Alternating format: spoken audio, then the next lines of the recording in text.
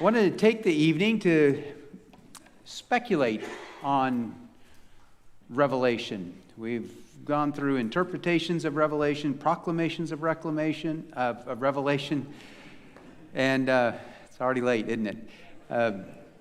Looked at revelations on Revelation. We've looked at a number of things. And I think there's a legitimate place to make some speculations on Revelation.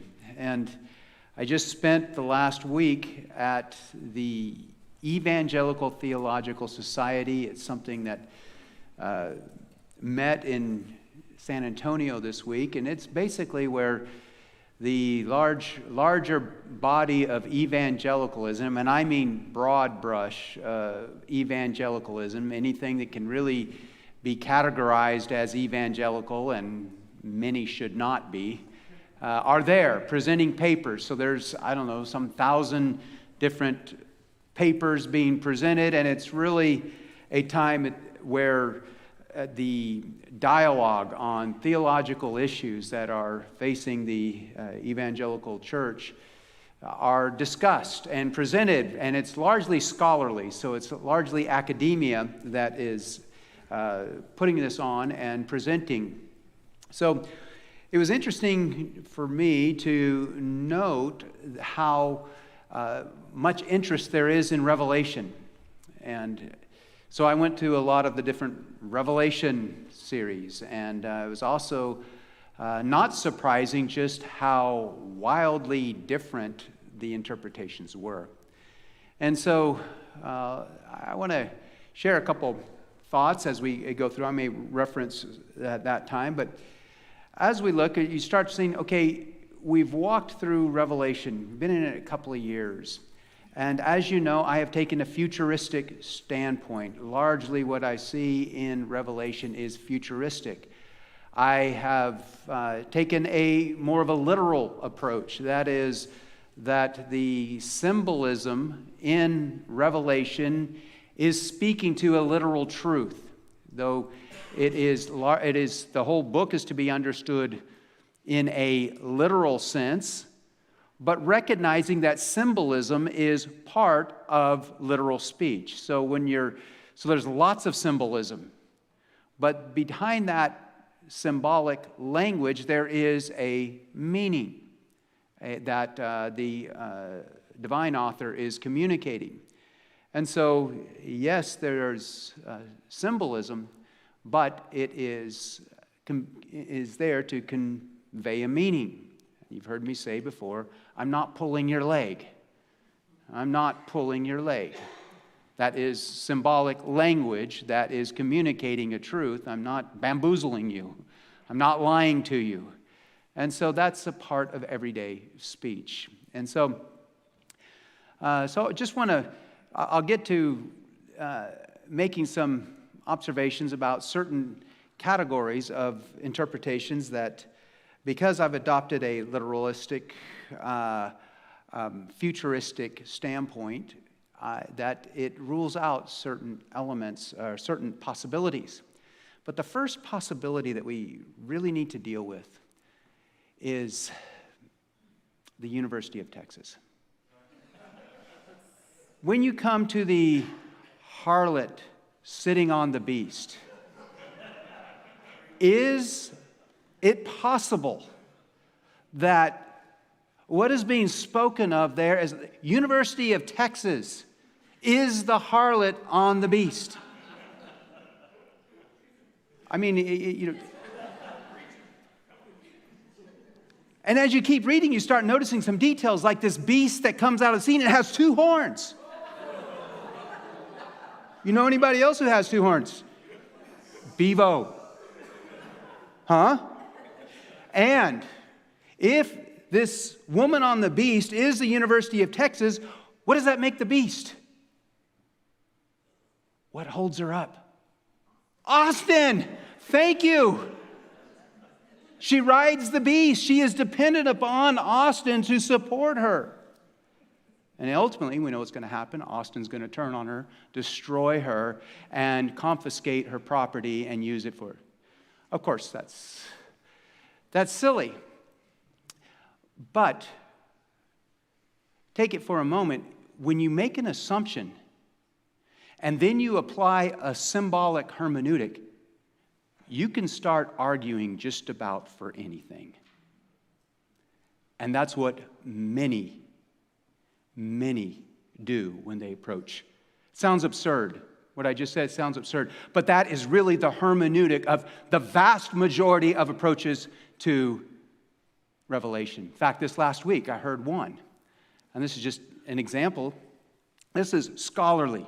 This is one of our academic experts. Scholarly puts out this paper. And he's done some archaeological research about the 7 churches of Revelation, and he has discovered that there is a theater in each one of them. And so then he makes this conclusion. The language of Revelation is all about the theater. I kid you not. It's about the theater. Then his thesis was, if you put the book of Revelation in the context of the theater, it makes a whole lot of sense.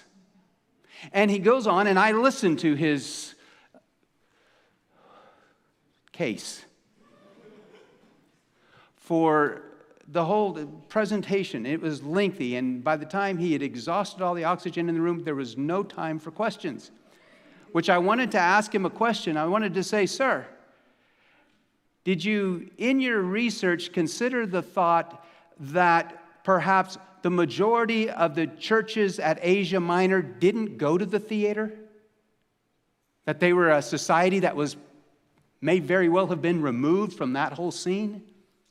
Didn't get asked that question because there was no time. But he goes on to just elaborate one after the hallelujah choruses, the music. It's a big masquerade. There's all these costumes coming in and out and changes of scene. It's just one big thing, just one big epic drama of good versus evil. And here's the point that I want to say, that if you start with an assumption that this is the framework, and then you adopt a symbolic hermeneutic, then all of a sudden you become the authority and you can twist and turn and pull and shoehorn the meaning of Revelation into whatever paradigm you want. But then you really don't have revelation. It would be a better book called speculation. And so, but God has revealed. It is the revelation of Jesus Christ. It is about him, it is by him, and it is intended to communicate. And so I think the only way we get there is by that the words have meaning, intended to, even if they're using symbolic language, they are pointing to a reality. And so what I encourage you with is that whenever you're approaching the Scripture, that it is intended to communicate a meaning to us, and that we are to approach it so that we come under that meaning and understand it,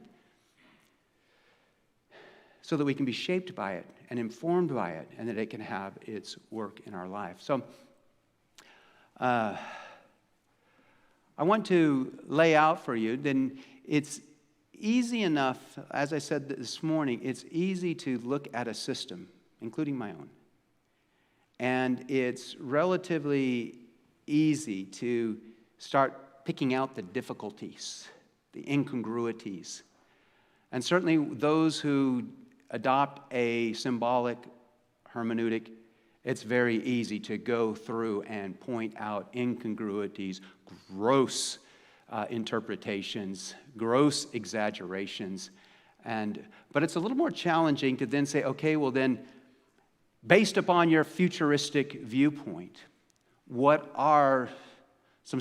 is something that we can expect in the future? What does it look like as the world moves toward these future events? What are some things that we can be looking for? And I'll say up front, I don't know I don't know all the specifics, but I can give some generalities that will put you in a framework. You know, aren't those things called tractor beams? You know, where a spaceship has a tractor beam and then you get sucked up in it. Well, there's certain things like you can think about based upon a futuristic understanding that gravitates to the plain meaning and a literal understanding behind the symbolism, then it's going to put you in a category and put you on a trajectory or a spectrum of things which you would expect in the future, including locations. And so I want to talk to you about make some of those speculations tonight. There are several candidates out there as to where is Babylon the Great. I think some of the ones, when you get out of the absurd, like Austin, and you get out of the absurd, I believe, I won't, maybe it's not absurd, but I think it's absurd. America, there are many who would take that, but it's more speculation. In fact, I heard another one this week. It was about, well, you know what Babylon is? It's the systemic racism in the United States. And then all of a sudden, you go through this whole thing. Here it is. Boom, boom, boom, boom. Interpreting. But I want to set out a case that would fit in what I call this radius or tractor beam or whatever, a scope of a futuristic model. I believe that it's possible that Babylon could be Babylon. And let me explain why. First, biblically, regardless of what's happening in the world, and just look biblically where I come up with this and why. And then you start making speculations. Okay, well, our world today, our world, what's it going to be like 100 years from now or whatever. So first of all, I'm going to run through these kind of quickly because I've shared some of these with you before, and I want to get to and hopefully leave time for some questions. Number one, the name Babylon is used. Babylon, ancient city, on the Euphrates, on the east side of the Euphrates. It was a place of many waters. It was a place of commerce, and the word Babylon is used. So Babylon certainly could be just a character, and I think that's more that's involved, character, but it doesn't leave out location, proximity. So that's one reason that it's the word Babylon is used. Second, Nimrod's Babylon is where the city of man was started. If you look up there, you see the little dot. You see Basra, you see Kuwait, Basra, and then this place called Eridu, Sumeria. In fact, we had an archaeologist here that felt like that is where the Tower of Babel was originally built, and there is an archaeological site there. Ur of the Chaldeans is just a few miles, 20 miles or so, or a little more maybe, just north of Eridu. That's where Abram was called out of. So that's Babylonia. That's ancient Babylonia. Eridu is, I said, the earliest city in Mesopotamia and perhaps the world. At least that's their claim. So if you go and you research this place, there is Eridu. They call it the earliest city in the world, Mesopotamia. There are bricks that were fired, that were built. If you remember, the archaeologists that came here suggested that these possibly could be at the time of Babel. This is what Eridu looks like, just as a tell, and this is what some artists think it could have looked like when you base it in a ziggurat right there in the middle, and the tower. And as you know, God confused the language, broke up the city, and there they were scattered, and ziggurats all of a sudden showed up in various parts of the world. You can make a whole study of that and see the dispersion and see the ziggurats. Pyramids being one example of it. They're in the Americas. They're in the East. They're all over. Third reason I think that it's possible that Babylon could be Babylon certainly, or in Babylonia, near, somewhere in that region. Babylon's destruction in history does not fully fit the prophetic descriptions, either in Isaiah or Jeremiah. Some elements, yes, I could see that could be fit historically when Babylon was destroyed. But some of them, as you look closely in what Isaiah and both Jeremiah say, you come away with, no, this could not have been fulfilled when Babylon was captured by the Medes and Persians. Listen to Isaiah 13:19. And Babylon, the beauty of the kingdoms, the glory of the Chaldeans' pride, will be as when God overthrew Sodom and Gomorrah. It will never be inhabited or lived in from generation to generation, nor will the Arab pitch his tent there, nor will shepherds make their flocks lie down there. It will be like when Sodom and Gomorrah was overthrown. And if any of you, some of you in this room have been to Sodom and Gomorrah, and it is a pile of heap of rubble, burn layer, it is not inhabited. That didn't happen to Babylon. If you'll remember historically what happened, the Medes and Persians came in. They dammed up the water, came in, and just took control of the city. Remember Belshazzar, handwriting on the wall that night. And it's been inhabited. Yeah, it went through some really deserted times for sure. But it has been inhabited. It was inhabited then, and it continues to be inhabited now. Many of you guys have been over there with many of the military involvement over there. Listen to, and by the way, I'll just say this in Isaiah 13:6, that the judgment on Babylon is in the context of the day of the Lord. The day of the Lord that is near. It'll come as destruction from the Almighty. In Isaiah 13:9, behold, the day of the Lord is coming, cruel with fury and burning anger, to make the land a desolation, and he will exterminate sinners from it. For the stars of heaven and their constellations will not flash forth their light. The sun will be dark when it rises, and the moon will not shed its light. These are things that haven't happened. And these are things that take place with the day of the Lord. Jeremiah. Listen to what Jeremiah, as he talks about Babylon's downfall. 51:24, but I will repay Babylon and all the inhabitants of Chaldea for their evil that they have done in Zion before your eyes, declares the Lord. Behold, I am against you, O destroying mountain, who destroys the whole earth, declares the Lord, and I will stretch out my hand against you and roll you down from the crags, and I will make you a burnt-out mountain.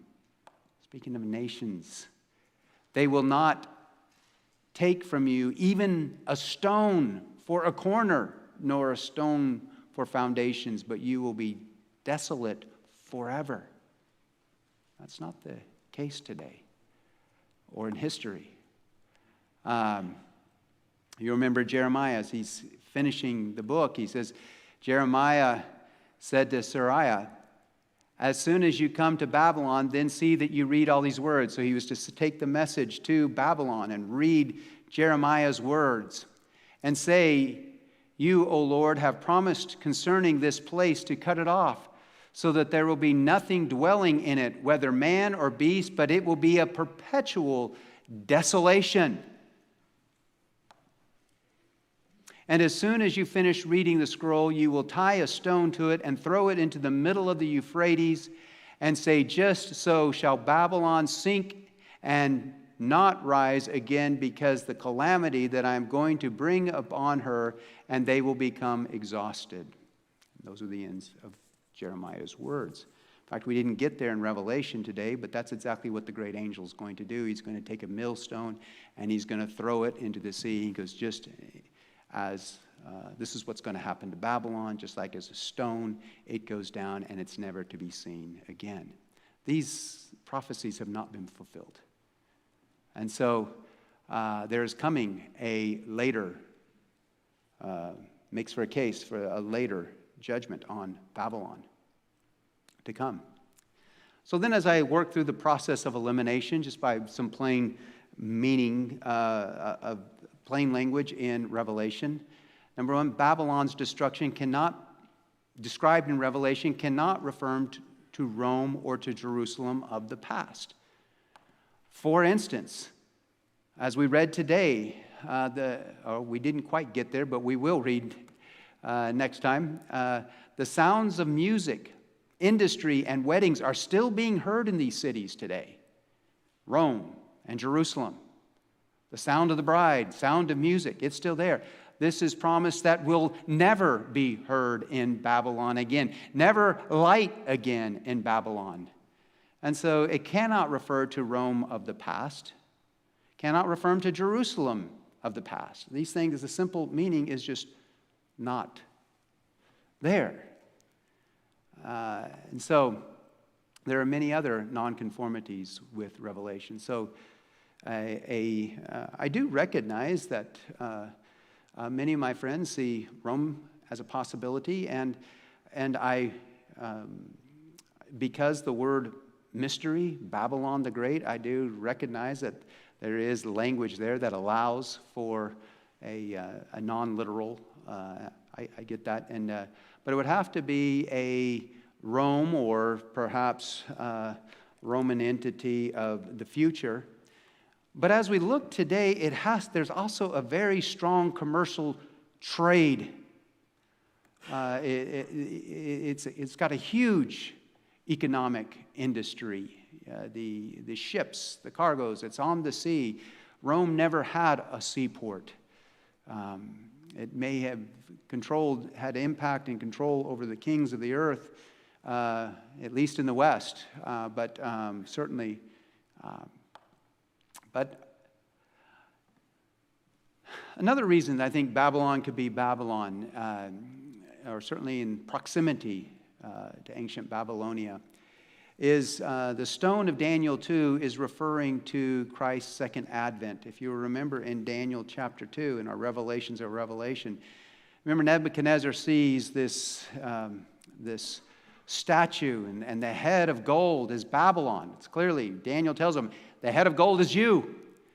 And then the silver, as you walk down it, it's the Medes and Persians. And then you have bronze, the Grecian Empire. The iron, you have the Roman Empire. And then all of that, you have on this feet, clay, this other entity that has 10 kings, and clay and mixture of iron. And this whole structure is set there at the time that the stone comes. And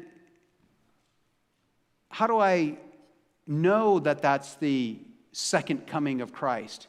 Because it says very clearly, when that stone hits the feet, it will crush all of these others so that not a trace of them is found. Listen, Iraq, ancient Babylon, Iran, ancient Persia, Afghanistan, ancient Media, they're still with us. Rome, all the architecture, law, everything, there's a trace of all of these around. And so it seems that this last empire is going to emerge, and it's going to have the components of all of these, a conglomerate, and at the head of it, at the top, is the gold head. So, possibility. Certainly, I think there's a connection. Number 6, the Euphrates drying up is necessary for troop movement. You remember the Euphrates, when the bowl is poured out, it is dried up. Why is that a necessary place for troop movement? Apparently, there are mass amount of troops, and those that would oppose Israel. What a strategic place for those who want to push Israel into the sea to come together. It's a very strategic military place.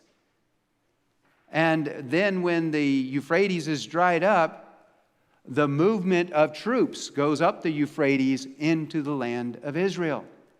So the drying up of the Euphrates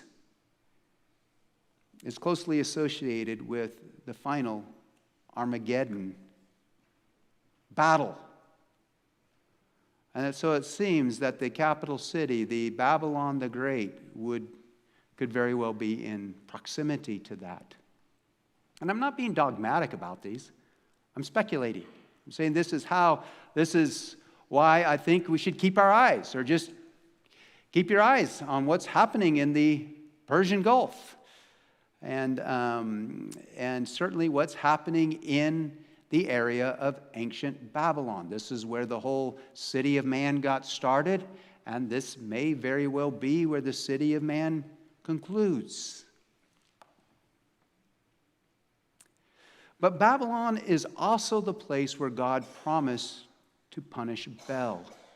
Bel, also known as Marduk in Babylon, Baal, Phoenician god, same entity. This is what Jeremiah 51:44 says. I will punish Bel in Babylon, and I will make what he has swallowed come out of his mouth, and the nations will no longer string to him. There is an entity behind Babylon, behind the worldly system. And it's in Babylon that God has promised to punish Bel. And this is Revelation 18:24. It says, and in her, we didn't get this far this morning, but in her, in Babylon, was found the blood of the prophets and of saints and of all who have been slain on the earth, those who have been violently slain. Violence. Violence against God, violence against God's people. It's found in Babylon. But it all didn't happen there. Clearly, there's been, innocent blood shed all over the globe. So how can a statement be made, in her was found the blood of all of these? Well, I think that in the same way that you'd say Bel will be punished in Babylon. There is an entity, a mindset, a spiritual antagonist against God who destroys. And that's where God's going to judge him. So, those are just a few of the reasons as I go through, and I could list many, many more, but I do think that it's very possible that Babylon could simply be Babylon, a case for it. So for that be the case, then in that vein of thought, what are some necessary developments for a futuristic understanding of Revelation to be valid? What are we looking for? If as I have studied and have presented to you a futuristic case, what are some developments that we should be mindful of or looking on the horizon that would bear these things out? Otherwise, and I'll just, in our time tonight, there's a couple of them. There's a temple in Jerusalem and the rise of Babylon the Great. These are two big ones, obviously. If there is no temple ever built in Jerusalem, then the futuristic, my understanding of Revelation is off. If there is no rise of Babylon the Great, a literal entity, capital city that somehow embodies the world's system and in some way exerts a profound influence over the whole earth and becomes an economic powerhouse. If that doesn't happen, then my understanding of Revelation is off. So these are the two big ones. So and obviously there's going. Well, let's just look at the temple in Jerusalem. I'll just give you a couple of texts that just in Revelation 11:1. Then there was given to me a measuring rod like a staff, and someone said, "Get up and measure the temple of God, and the altar, and those who worship in it." And it goes on to leave out the courts. So there is in Revelation a reference to the temple of God. In 2 Thessalonians 2:3, Paul was telling the church, he was correcting their notion. Some people had been telling them the day of the Lord had happened. And he was saying, let no one in any way deceive you, for it will not come unless the apostasy comes first, and the man of lawlessness is revealed, the son of destruction, who opposes and exalts himself above every so-called God or object of worship, so that he takes his seat in the temple of God, displaying himself as being God. The temple, it's there. Now, this last week, it was Nancy happened to be with me in one of these sessions, and a guy was talking about how off this futuristic view is that I'm advocating to you. And he said, for instance, it supposes that there must be a temple during the tribulation time. And he went on to say the problem with this is that there is no place for a temple under the new covenant. And he goes on to mock what I would teach you tonight. And Nancy was like, he's mocking you. He's mocking. He's really mocking. I said, yeah, get used to it. This is kind of... And his thinking is, look, it's all got to fit. God has to, there is no more salvific purpose. Why would God prescribe the temple? Well, God's not prescribing it. This is Judaism exerting itself, building a temple. And it's rabbinic Judaism, which is still separate from Christ, apostate. They have not accepted the Messiah. And a temple during this time will be another expression of that. But the fact that it is wanting to be built, and so much thought and energy has gone into it, it is worth thinking about that it is possible that temple plans may come to fruition. And they are underway, and they have been underway for a long, long time. And those of you who've been to Israel know what I'm talking about. But here's a video. Hopefully the sound will come through. That'll just give you a little bit of a glimpse of what I'm talking about.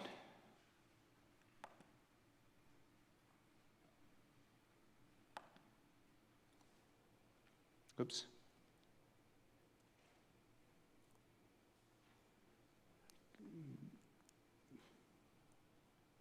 Is it going? I knew that would go to. Hold on. Try it again.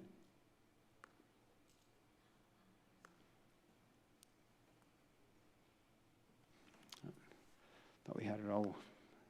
It was working a minute ago. Let me try it again.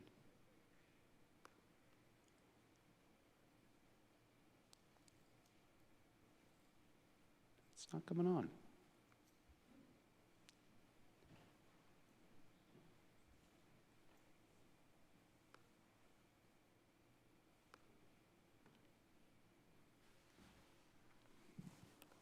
John, you got any ideas?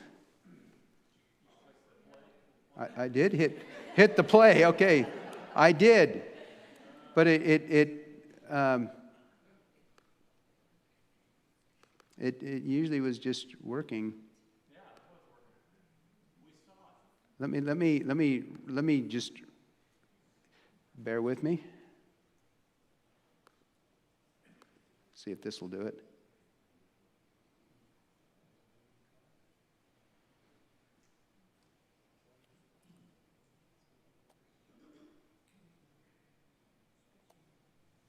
There we go.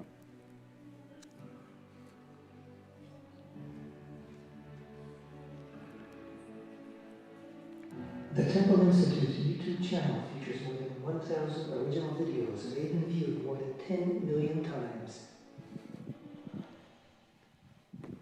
The videos feature updates about the red heifer candidates being raised by the Temple Institute in Israel, Architectural plans drawn up for the Sanhedrin and the Third Holy Temple, the true location of the Holy Temple, weekday Torah study, and Temple Talk Radio. Our channel includes inspirational films kindling love and longing for the Holy Temple in Jerusalem, special teachings about the pilgrimage festivals and the time of the Holy Temple, the Passover offering, and reenactments of offerings and holiday ceremonies performed by priests trained by the Temple Institute's Nezer HaKodesh School for Kohanim.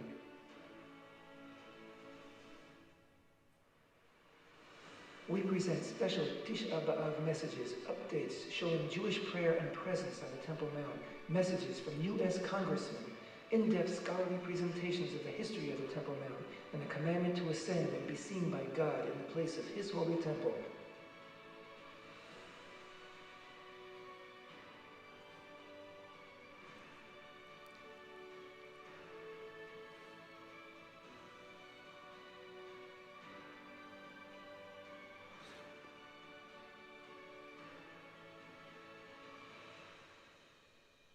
Construction of the sacred temple vessels and our museum, where these vessels have been seen by millions of visitors from all around the world.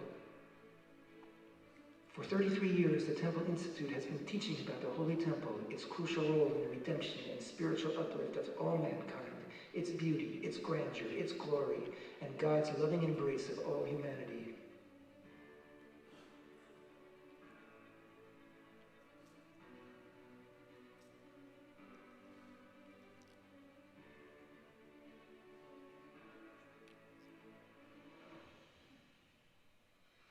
Of the prophet Isaiah, I will bring them to my holy mountain, and I will cause them to rejoice in my house of prayer.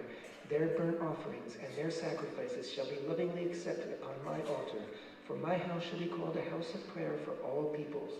It is our mission to bring the promise of the Holy Temple to the world, and to bring the people of the world to the dream and to the reality of the building of the Third Holy Temple. Visit the Temple Institute's website. Follow the Temple Institute on Facebook, on Instagram, on Twitter. Subscribe to the Temple Institute's weekly newsletter. Continue to enjoy and learn from the Temple Institute's YouTube videos. And when you are in Jerusalem, join us in our Holy Temple Visitor Center in the heart of Jerusalem's Old City, a heartbeat away from the Temple Mount, the place of the Holy Temple.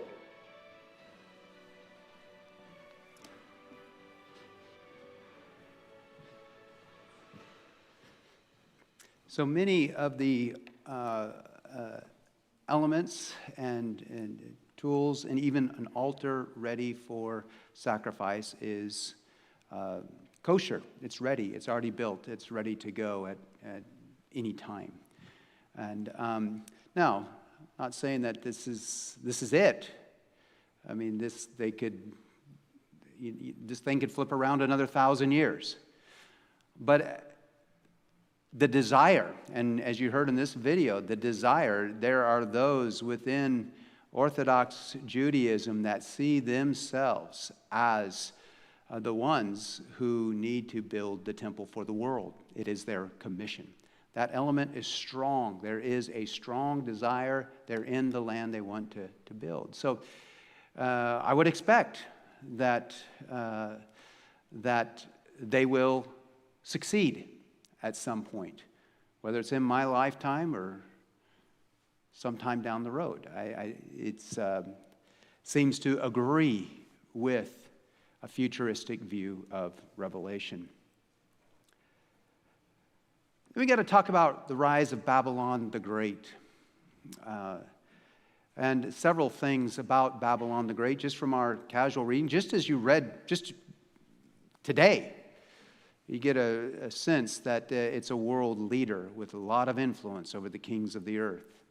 It is an economic powerhouse, port city, large port city.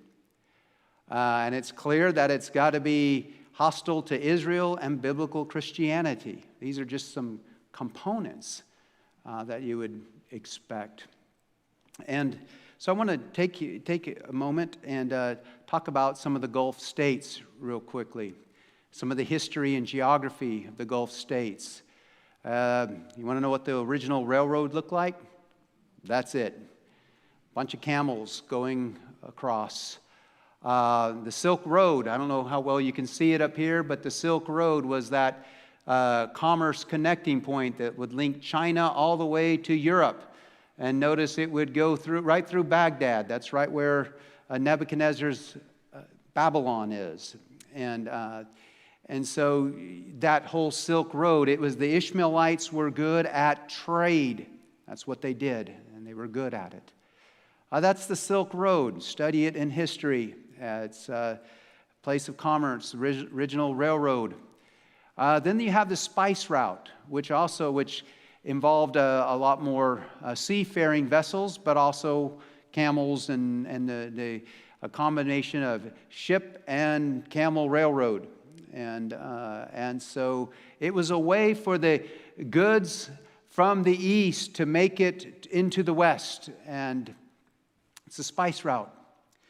When you think for just a moment about the population center of the world, it's the 1040 window. You've heard it. There's a graphic picture of it. And it's where 2/3 of the world's population is and growing. And so that's where your mass of humanity is.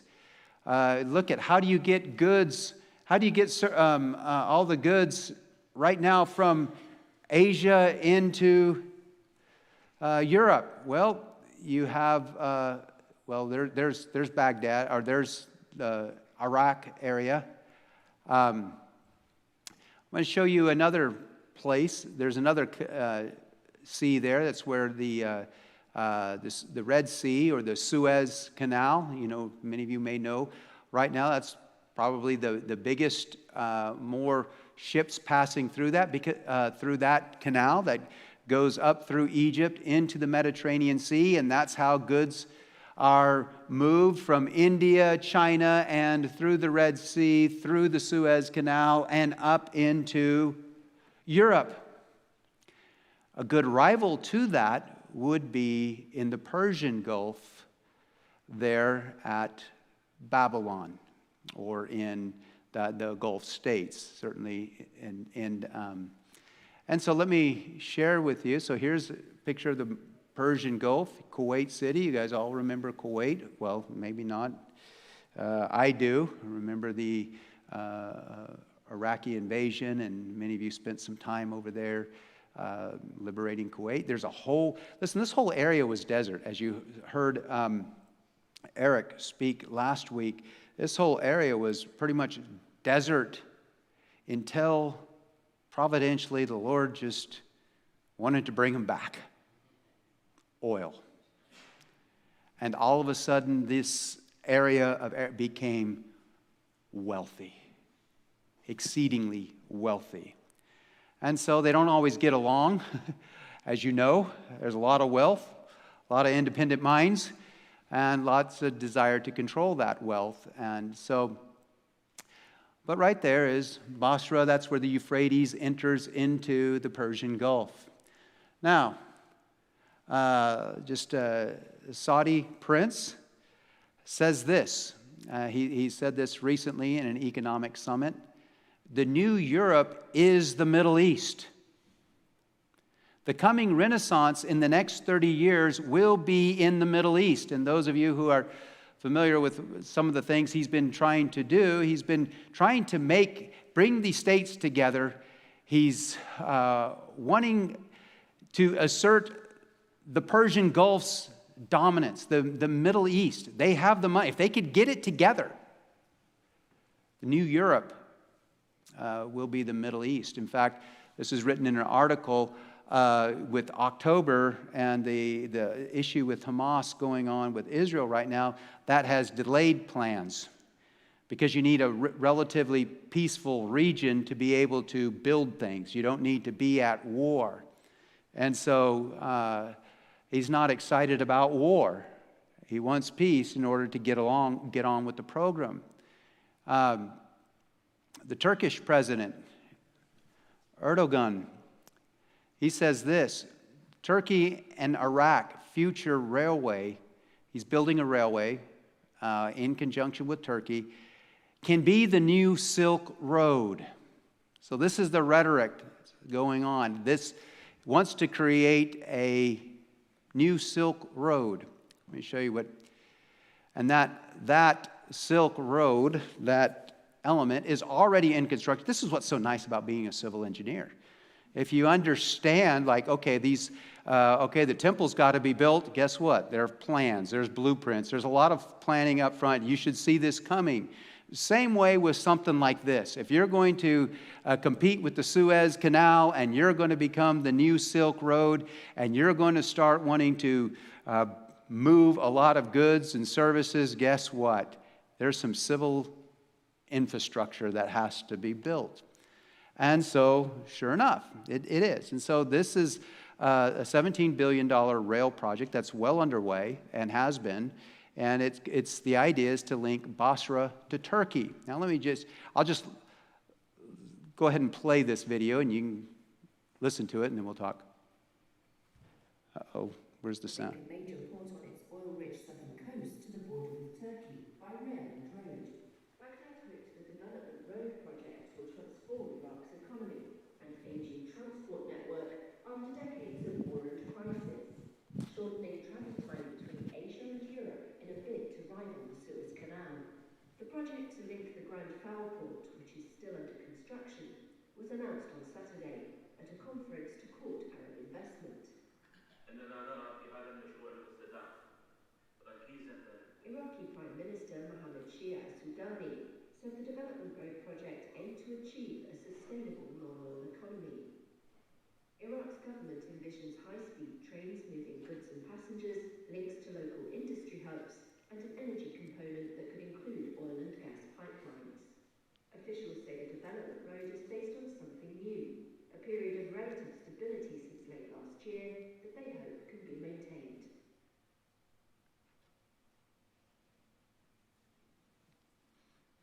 Did it just stop?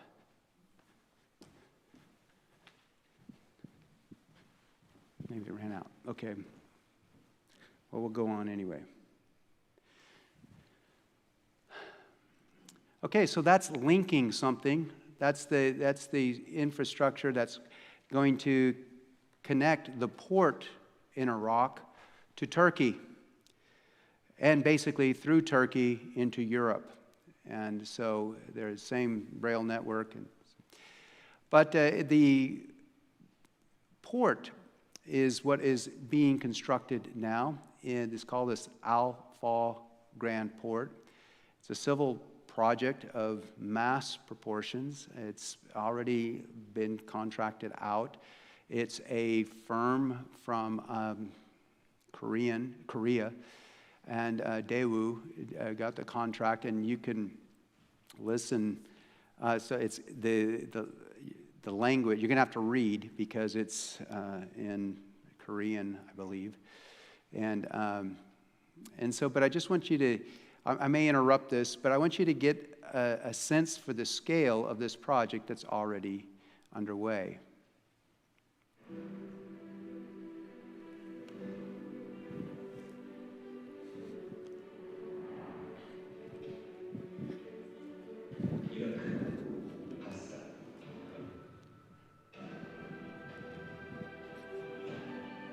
세계 12대 학문으로 탄생할 알고 신앙만 개발 사업으로 바다와 대륙을 잇는 위대한 여정이 지금 시작됩니다.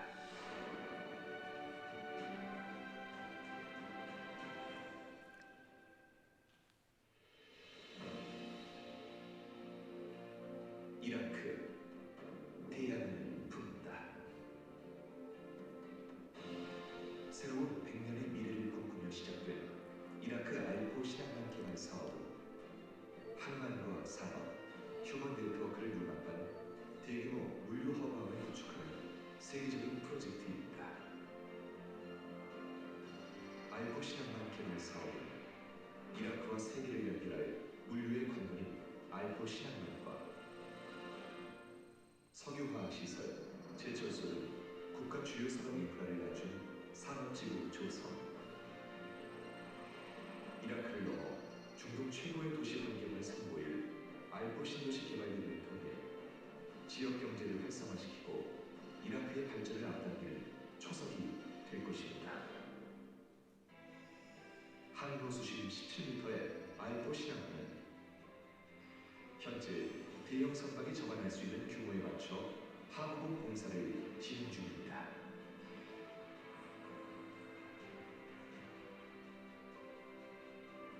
알고 시간 만에 컨테이너 터미널에 선박이 접안하면 수평형 반자동화 시스템을 이용해 하역 작업을 수행하며 이는 높은 생산성과 우수한 고용 창출 효과에 최적화된 방식입니다. 컨테이너를 옮기는 크레인은 가까운 미래 코르알 주바이로 운하를 통과하는 심해 터널과 함께 새로운 도로가 연결되고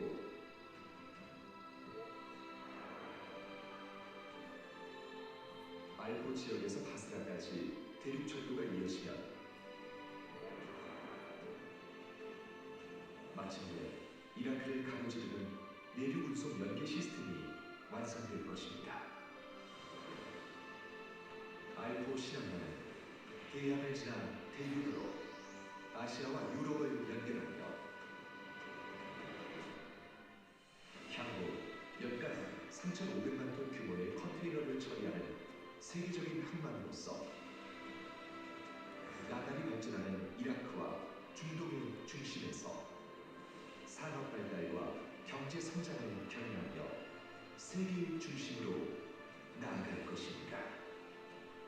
번영하는 이라크의 미래이자 새로운 시대의 선화 알포 신항만이 열어갑니다.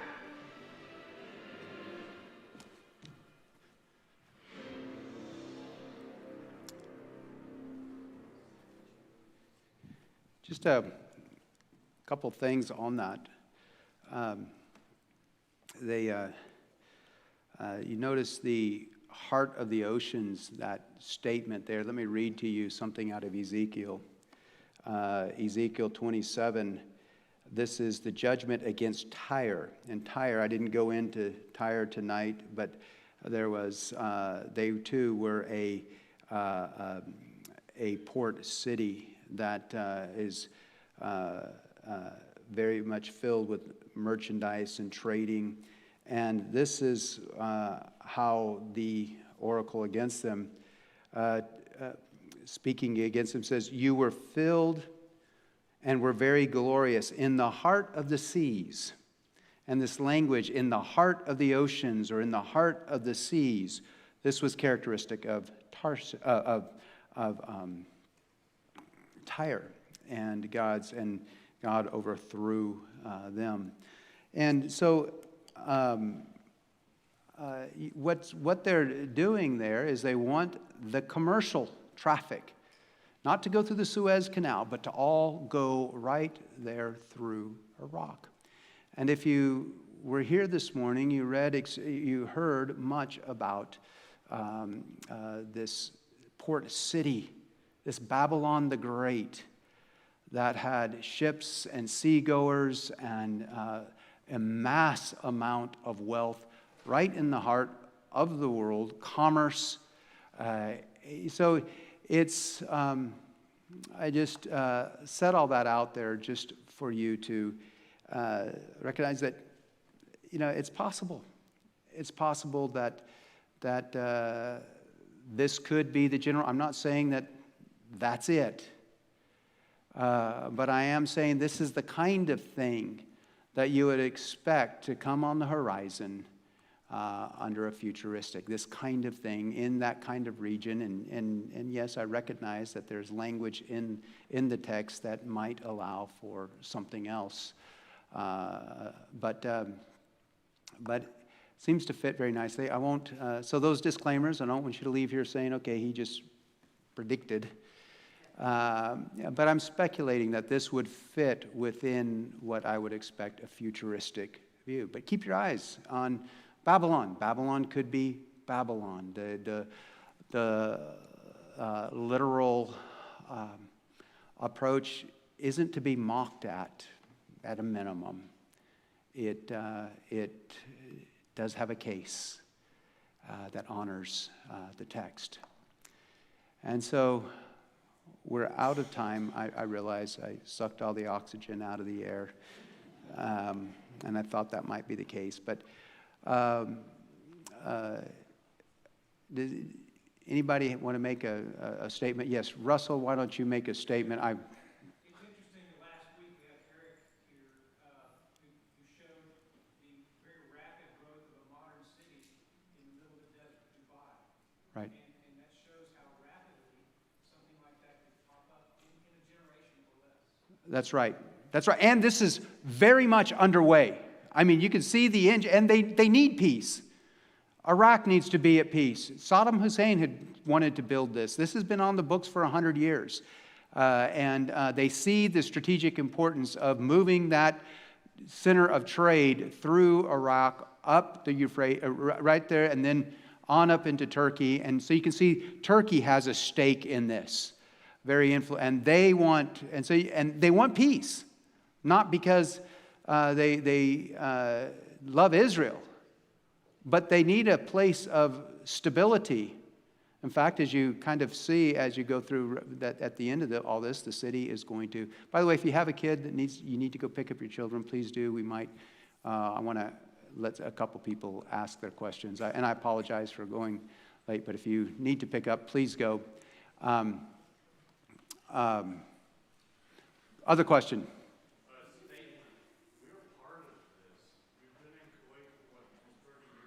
Mm-hmm. We have this logistics with my job. We set up what's called the Northern Distribution Network. Specifically, we poured billions into creating a network through the Baltics into Iraq. We've got boats operating specifically in the Persian logistically regularly. We've had a hand, and it's a bit overwhelming looking at this and thinking about it. We've poured money, resources, and years of time. And we pushed Iraq back. We created a political situation for that to be built. What I didn't show, go online, you can look at that Grand Alpha, and you can see the whole video. There's so much more to it. I just cut out a lot of it. But there's a huge naval base associated with it. You can imagine the movement of troops. And so logistically, how do you get the world's armies to that point to go into Israel? You have a naval base. You're going to have to police all that stuff. So it all makes logistic sense. And also, I remember when Iraq invaded Kuwait, I remember George Bush's when he came out to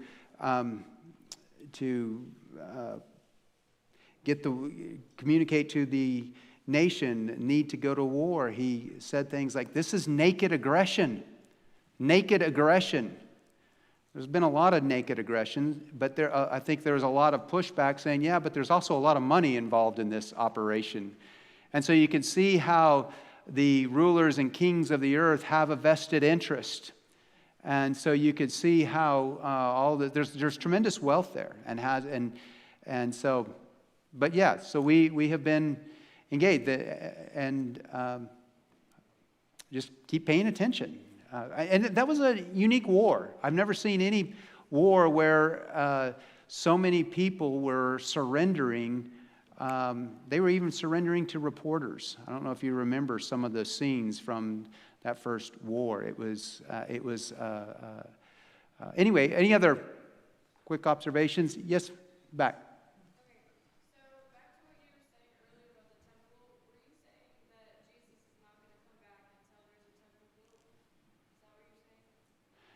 I'm saying that his second coming to the earth, not in rapture, but his second coming to the earth will come when the abomination of desolation is revealed, and he will be revealed at that moment, or certainly that definitive point is when he will take his stand in the temple of God. So the abomination of desolation must come first before the day of the Lord. And so that Jesus' second coming to judge him is after he is revealed.